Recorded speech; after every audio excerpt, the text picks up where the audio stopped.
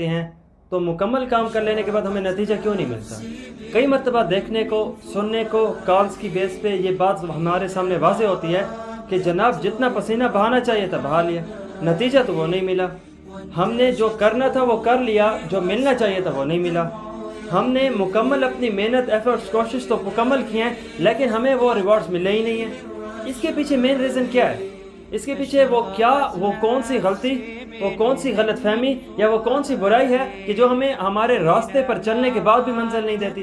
جو ہمیں مکمل پہنچ لینے کے بعد بھی وہ چیز جو حاصل ہونے چاہیے تھی نہیں ہوتی،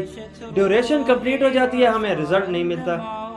سفر ختم ہو جاتا ہے منزل نہیں پا سکتے۔ اس کے پیچھے وجہ بھائیو میرے پاس کالز کے آنے، سوالات کے کرنے اور خود اس معاشرے میں جینے پر لوگوں کو دیکھنے کے بعد جس نتیجے پہ میں پہنچا ہوں، بہت ساری، ایک تو ہر ایک بندے کے اپنے اپنے مزاج کی وجہ سے اپنی اپنی کوئی نہ کوئی غلط فہمی ہے، اور جو اگر عمومی طور پہ اوورآل دیکھا جائے ہمارے اچھے کاموں میں اچھے طریقے نہیں ہوتے۔ ہمارے جہاں پہ کام اچھے ہیں تو وہاں پہ طریقے بھی اچھے ہونے چاہیے۔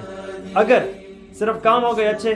طریقے اچھے نہ ہوئے تو پھر دوستو یہ یاد رکھیے گا آپ کے نیتوں میں اچھائی ہے پر طریقوں میں اچھائی نہیں ہے۔ پھر یہ ایک ایسا سمجھ لیا جائے کہ جیسے کوئی بندہ لاہور کی گاڑی میں بیٹھ کے ذہن میں یہ سوچ رہا ہو کہ یار یہ ڈرائیور ہمیں کب کراچی پہنچائے گا۔ بھائی تم نے وہ والا بیج بویا ہی نہیں ہے، تو تم اگر سبزی کو بو کر تم چاہت اس کے فروٹس کے نکلنے کی کر رہے ہو تو یہ تمہاری غلط فہمی ہے۔ ہمیں جہاں پہ کام اچھے کرنے چاہیے وہاں پہ کاموں کی ترتیب، کاموں کا طریقہ اچھا ہونا چاہیے۔ ہمیں ہمارے آقا علیہ الصلوۃ والسلام محمد رسول اللہ صلی اللہ علیہ وسلم کا فرمان عالی شان ہے، جنگ پہ جا رہے ہیں بیٹل،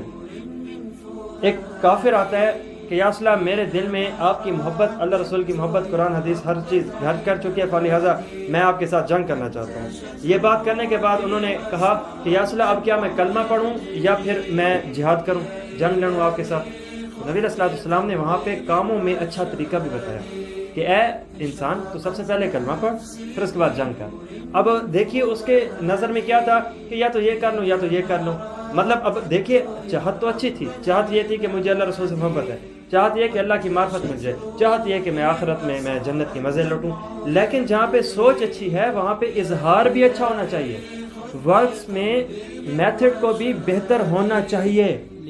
بیسٹ ریزلٹس کے لیے، وگرنہ پھر کچھ نہیں۔ تو وہاں پہ نبی علیہ الصلوۃ والسلام کی یہ حدیث ہمیں بتا رہی ہے کہ تمہارے کاموں میں تمہارے اچھے طریقے ہونے چاہیے۔ کیا خوبصورت طریقہ ہمیں بتا دیا گیا کہ سب سے پہلے تم نے جو کام کرنا ہے وہ کام بھی اچھا ہو، اس میں نیت بھی اچھی ہو۔ اتنے تک تو ہم ہیں، ہمارا کام بھی ماشاءاللہ اچھا ہوتا ہے، ہماری نیتیں چاہتے تو پھر پوچھو ہی نہیں، مطلب پہلے آسمان سے نیچے تو ہم ماشاءاللہ اترتے ہی نہیں ہیں، اور یہ اچھی چیز ہے، یہ کوئی بری بات نہیں ہے، بلکہ اس سے بھی بڑھ کے ہماری سوچ ہونی چاہیے، بس پیر زمین پہ ہو، نگاہ جتنی بھی اوپر ہو۔ تو اس میں نبی علیہ الصلوۃ والسلام نے اچھی نیت کو، ایک اچھی ورکس کو اچھا میتھڈ، بیسٹ میتھڈ بھی دیا ہے کہ تو سب سے پہلے کلمہ پڑھ پھر تو ہو جائے گا مسلمان۔ پھر جب تو مسلمان ہو جائے گا اب تمہارا میٹر جاری ہو جائے گا، اب تمہارے نامہ اعمال میں نیکیاں لکھی جائیں گی، اب تم نے آگے جہاد کرنا ہے، تو وہاں پہ تمہارا ایک ایک چلنا بھی ثواب کا ذریعہ بن جائے گا۔